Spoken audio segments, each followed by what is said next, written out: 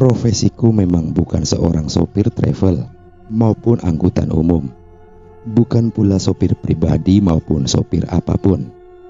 Namun aku sudah seringkali mengantar keluarga Haji Rahmat bepergian ke luar kota. Bukan tanpa alasan, memang keluarga Haji Rahmat sangat baik pada keluargaku. Bahkan, aku merasa mereka seperti menganggapku sebagai anak sendiri.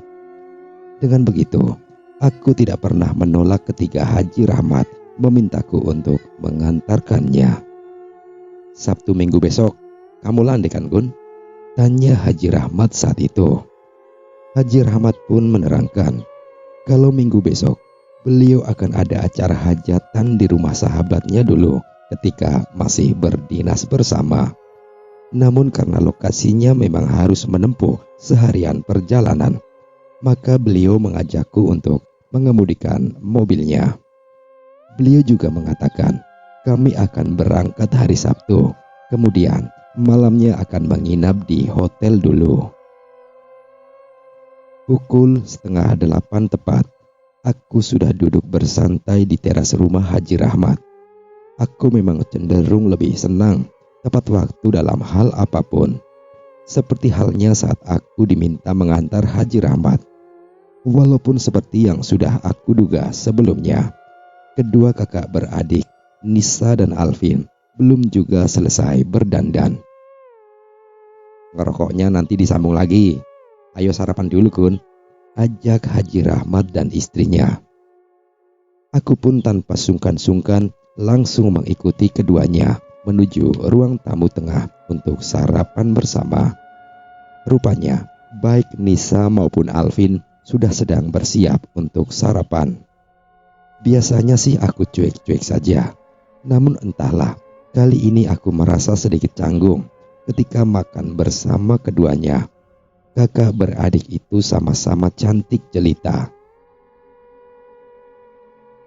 Selesai sarapan, aku pun langsung menuju garasi mobil.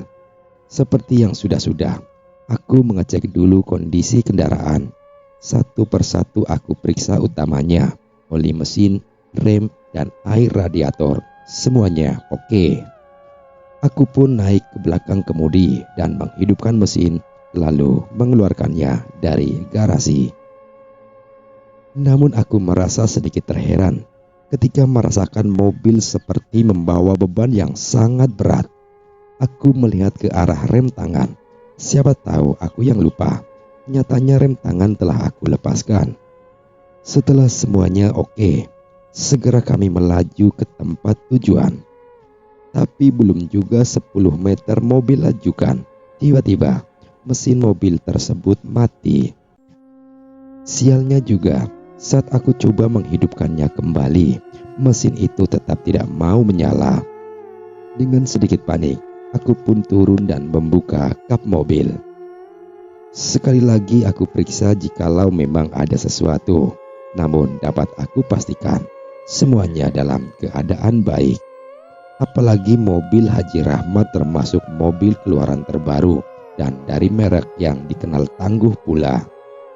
Lagi-lagi aku mencoba menghidupkan mesin, tapi tetap saja mesin mobil itu tidak mau menyala. Akhirnya, atas izin Haji Rahmat, aku pun memanggil temanku yang seorang mekanik mobil. Di percakapan telepon itu, dia mengatakan kalau saat ini dia sedang tanggung karena banyak garapan yang harus diselesaikan. Kalau mau bersabar, nanti setelah asyar baru bisa datang untuk mengecek. Aku pun menanyakan pada Pak Haji, apakah menunggu atau mencari bengkel yang lain. Tapi karena aku sudah yakin dengan garapan temanku itu, maka Haji Rahmat menyetujui saranku. Toh aku juga tidak masalah jika berangkat sore hari, yang berarti malam baru tiba di kota tujuan. Ternyata sebelum asar, temanku sudah tiba di rumah Haji Rahmat. Aku terhenyak ketika dia menyalakan mesin mobil. Ternyata mesin mobil itu langsung hidup. Bahkan setelah memeriksa segala sesuatunya, dia berani memastikan kalau semuanya dalam keadaan baik. Aku pun terheran, padahal sebelumnya aku sudah coba berkali-kali. Karena dirasa semua sudah aman, kami pun segera berangkat ke tempat tujuan. Awalnya semua terasa lancar. 100-200 meter perjalanan sangatlah nyaman. Namun mesin kendaraan tiba-tiba kembali mati. Aku mencoba membuat tenang agar semuanya jangan panik. Padahal aku sendirilah yang paling panik. Ketika aku turun dari mobil, perasaanku mulai was-was. Ada semacam perasaan kalau mobil ini sedang tidak beres. Dalam tanda kutip, ada makhluk tak kasat mata yang sedang mengganggu. Beberapa saat kemudian, dengan tergopoh-gopoh, temanku pun mendatangi kami. Dan sekali lagi, aku dibuatnya heran ketika dia menstarter mobil itu pun langsung menyala tanpa ada kendala apapun. "Sebentar Gun, ada yang tidak beres," temanku berkata sembari membuka kap dan memeriksa mobil bagian depan. Aku mengira sesuatu yang tidak beres itu berkaitan dengan onderdil mobil. Namun ternyata aku keliru. Tidak berselang lama, dia telah menimang sebuah benda yang tidak asing bagiku. Wujud benda itu sangat mirip dengan tali pocong. Temanku mengatakan kalau benda itu terikat di selang bensin. Aku tidak mengerti bagaimana benda itu bisa berada di sana. Aku dan temanku pun saling pandang. Selebihnya, dia berbisik bahwasannya dia merasa ada yang ingin mencelakai keluarga Haji Rahmat. Disuruhnya aku berdoa agar tidak terjadi apa-apa. Selanjutnya, benda itu akan dibakar olehnya. Ketika itu pula, perasaanku pun diliputi was-was dan sebuah tanda tanya besar. Selepas sholat maghrib, aku pun kembali menginjak pedal gas. Perjalanan masih jauh, namun karena Alvin berada di sebelahku, aku menikmati perjalanan itu dengan senang hati. Apalagi di sepanjang perjalanan, tak henti-hentinya Alvin mencandaiku. Sebenarnya aku ingin sekali membalas candaan itu. Namun situasi aku rasakan sedang tidak memungkinkan. Selain bias cahaya sudah mulai remang. Kata orang tua, kalau sudah masuk waktu maghrib, dilarang untuk bercanda. Maka aku pun membiarkan Alvin yang sedikit kesal karena candaannya tidak begitu aku hiraukan. Rem mobil berdecit ketika ku injak dengan keras. Apalagi saat itu mobil melaju dengan kecepatan tinggi. Mobil bahkan sedikit oleng karenanya. Semuanya pun beristighfar tanpa terkecuali aku. Mobil aku pinggirkan. Aku harus menata nafas sejenak sebelum melanjutkan perjalanan. Di depan tadi ada sebuah mobil yang mengerem mendadak. Makanya saya ikut ngerem. Takut kalau nabrak, jawabku ketika semua menanyakan apa yang terjadi. Padahal sangat jelas, aku melihat sebentuk kepala dengan rambut terurai panjang. Tiba-tiba muncul dari kaca depan. Otomatis rambut itu menutupi pandanganku, sehingga aku refleks mengerem. Sungguh jantungku berdesir sangat kencang karenanya. Makhluk apa itu? Tanyaku dalam hati. Jangan-jangan benar apa yang dikatakan temanku. Kalau ada yang ingin mencelakai keluarga Haji Rahmat, berarti aku memang harus lebih berhati-hati. Khawatir kalau makhluk itu masih mengganggu, maka aku tidak lagi membawa mobil dengan kecepatan tinggi. Mobil pun kembali melaju. Keluarga Pak Haji Rahmat yang sempat terjaga dari tidurnya pun kembali terlelap, meninggalkan aku yang harus tetap terjaga sampai tujuan tiba. Alvin yang aku harapkan menjadi obat pengusir kantukku tidak lagi bisa diandalkan, karena dia pun sudah terlelap sama seperti yang lain. Sudah beberapa saat mobil melaju. Tumben, jalan yang aku lewati terasa sepi. Aku bahkan sempat ragu, apakah jalan yang aku lalui merupakan jalan yang seharusnya, karena di kanan kiri hanya ada pepohonan dan semak belukar. Memang benar, di kanan kiri jalan adalah hutan, namun seharusnya banyak warung-warung kopi di pinggir hutan itu. Sedangkan jalan yang aku lalui ini benar-benar sepi dan gelap, tanpa satu warung ataupun rumah penduduk. Aku merasa heran karena suasananya terasa sangat asing bagiku. Aku hendak menanyakan pada Pak Haji Rahmat, namun beliaunya sedang benar-benar lelap. Tanpa pikir panjang, aku pun kembali menepikan mobil di pinggir jalan. Aku akan turun dan akan memastikan jika jalur yang aku lewati adalah jalur yang benar. Saat aku hendak menepikan mobil itulah, secara samar-samar berjarak sekitar 10 atau 15 meteran, aku melihat seseorang tengah berdiri di bawah sebatang pohon. Aku berniat menanyakan jalan pada orang itu. Namun, perasaanku tiba-tiba merasa cemas dan was-was. Kemudian niat itu aku urungkan.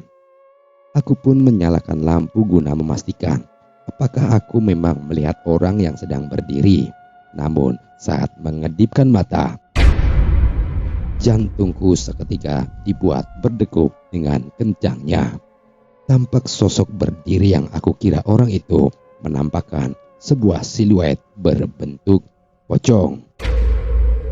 Tersorot lampu mobil, aku benar-benar bisa melihat wujud itu dengan nyata. Sosok tersebut berbalut kain putih yang cenderung kumal dan kotor. Ikatan di kepalanya menjuntai. Sosok tersebut pada awalnya diam, tidak bergerak sama sekali. Sekilas pandang, aku teringat prank-prank di video seperti yang sering aku lihat. Mau cari gara-gara rupanya. Jangan tanya dosa, kalau sampai aku buat babak belur kepalamu, gumamku dalam hati. Aku masih mengamati sosok pocong itu. Sosok pocong itu mulai melompat-lompat. Pocong asli itu terbang, bukan melompat. Dasar tolol, pikirku dalam hati sambil senyum-senyum sendiri. Aku masih menunggu dalam mobil. Kalau dia memang berniat jahat, nanti baru aku akan turun dari mobil. Aku terus mengamati sosok pocong itu. Aku mau lihat, mau sampai kapan dia lompat-lompat seperti itu. Sosok pocong itu masih melompat-lompat kecil, dan ketika sosok pocong tersebut melompat tinggi, mungkin hampir setinggi 3 atau 4 meteran, dan dalam sekejap mendekati mobil, kesadaranku mulai mengatakan kalau sosok pocong itu adalah sungguhan. Kalau orang biasa tidaklah mungkin bisa melompat setinggi itu. Sosok pocong itu pun mendekat, nyaliku pun mulai tergerus. Aku masih mengawasinya ketika sosok pocong itu tiba-tiba lenyap dari pandangan mataku. Sialnya pada saat itu, semua penumpang tetap terlelap. Dalam rasa takut yang mencekam, aku menebarkan pandangan ke sekeliling, sehingga pada saat aku menoleh ke kaca jendela yang sebelah kanan, secara tiba-tiba sosok pocong itu sudah berdiri tepat di sebelahku dan hanya terpisah oleh pintu mobil saja. Aku menggoyang-goyangkan tubuh Alvin yang tetap terlelap dengan perasaan sangat tercekam. Beruntungnya gadis itu segera membuka mata. Dia melihat ke arahku dengan tatapan terheran.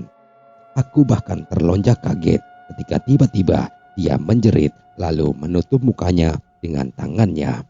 Sontak Haji Rahmat dan yang lain pun terbangun.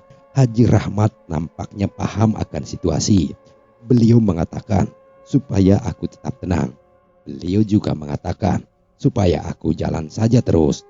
Akan tetapi ketika menemukan pertigaan, aku diminta ambil kanan. Meski dengan tangan dan kaki yang gemetaran, mobil pun kembali aku lajukan. Rasa-rasanya ingin segera pergi dari tempat itu. Laju mobil memang bisa aku kendalikan dengan aman. Namun aku merasa kalau ada sesuatu di atas mobil. Aku merasa ada sesuatu yang sedang melompat-lompat di atas sana. Aku sudah benar-benar merinding hebat. Begitupun dengan Alvin yang menangis karena takutnya. Aku merasa dia pun juga melihat sosok pocong itu. Sing tenang Kun, nanti dia juga akan pergi sendiri.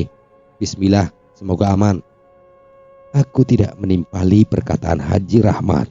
Kalau boleh jujur, sebenarnya aku sedang merasa terkencing-kencing. Seumur-umur baru kali ini aku melihat penampakan yang sangat menyeramkan. apalagi dari jarak yang sangat begitu dekat. "Tabrak saja Gun, tabrak," perintah Haji Rahmat saat di depan sana menghadang sosok pocong yang tiba-tiba telah berdiri tegak di tengah jalan. Aku pun tidak lagi berpikir panjang. Aku menginjak gas dalam-dalam dan mobil itu pun melaju tanpa menabrak sesuatu apapun. Seakan dia adalah kabut yang menyingkir dengan sendirinya. Namun aku harus kembali berjibaku di belakang kemudi karena jalanan yang semula aku lihat lurus ternyata menikung tajam ke arah kanan. Mobil pun sedikit oleng dan menyebabkan penumpang di dalamnya berteriak histeris. Aku pun memperlambat laju kendaraan. Malam itu, aku benar-benar dibuat linglung. Aku bahkan tidak bisa mengingat jalan yang aku lewati itu. Sepertinya aku memang belum pernah melewati jalur itu. Namun apa yang dikatakan Haji Rahmat benar adanya. Aku melihat ada sebuah pertigaan. Haji Rahmat pun memerintahkan untuk mengambil ke arah kanan. "Sudah, ikuti aja jalan ini. Nanti juga akan ketemu jalan besar yang bisa kita lewati," kata Haji Rahmat dengan tenang, seperti tidak merasakan takut atau cemas. Aku terlonjak kaget sampai kedua tanganku terlepas dari kemudi. Di kap depan, tiba-tiba saja telah terbujur sosok pocong dengan posisi wajah menghadap ke arahku. Aku nyaris tak bisa menguasai kemudi. Mobil pun oleng ke kanan dan ke kiri. Heranku, sosok pocong itu tidak jatuh meski jalan aku rasakan sedikit bergelombang. Aku bisa melihat sosok pocong itu meski secara samar-samar. Wajahnya hancur dan berdarah-darah. Aku harus tetap berkonsentrasi meskipun di depan mata kepalaku terbujur sosok pocong yang berwujud menyeramkan. Sosok pocong itu tidak juga pergi meski berkali-kali aku membunyikan klakson. Di dalam hati, aku berdoa semoga mesin mobil tidak mati. Beberapa saat kemudian, perjalanan yang menyeramkan di malam itu pada akhirnya bisa kami lalui dengan selamat. Kami tiba di tempat tujuan tanpa kurang satu apapun. Waktu berjalan sangat cepat. Kini sudah hampir 2 minggu setelah perjalanan itu. Aku masih menunggu Haji Rahmat menceritakan apa yang sebenarnya terjadi di malam itu. Dari awal pun sebenarnya aku sudah merasa ada sesuatu yang tidak beres. Apalagi temanku menemukan sesuatu yang secara logika tidak bisa dimengerti. Sore itu, Haji Rahmat memanggilku untuk datang ke rumahnya. Tidak ada pikiran lain kecuali pasti akan diminta tolong untuk kembali mengantarkannya yang entah kemana. Meskipun begitu, aku tetap ke rumah Haji Rahmat. Aku agak terheran sesampainya di sana. Keluarga Haji Rahmat ikut berkumpul tidak seperti hari-hari biasanya. Sikap mereka pun sedikit lebih formal. "Gun, tujuanku mengundang kamu kemari bukan tanpa alasan. Begini, sebulan yang lalu ada kolegaku datang. Selain bersilaturahmi, mereka juga menyampaikan sebuah maksud yang penting. Mereka berterus terang datang untuk melamar Alvin." Haji Rahmat belum selesai berkata, namun cukup membuatku terhenyak. Berarti aku diundang ke rumah Haji Rahmat hanya untuk diminta untuk memupus perasaanku pada Alvin. Haji Rahmat melanjutkan, kalau Alvin tidak menerima lamaran itu, sampai-sampai mereka agak sedikit memaksa. Ada sikap arogan juga mereka tampakkan. Karena penolakan lamaran itulah, mereka pun merasa sakit hati.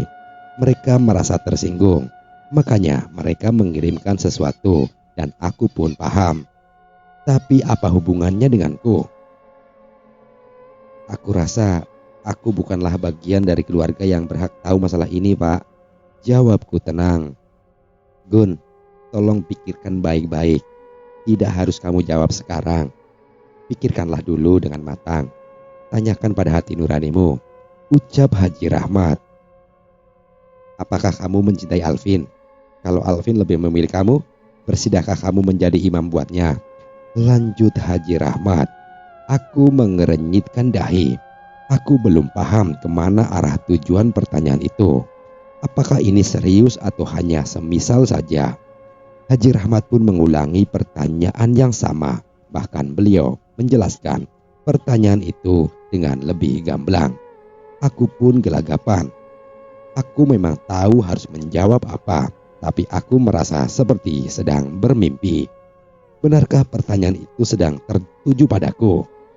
Aku memang tidak bisa menjawab pertanyaan itu. Namun, aku melempar senyum pada Alvin, dan Alvin pun mengangguk sambil membalas senyumku. Demikian cerita kali ini.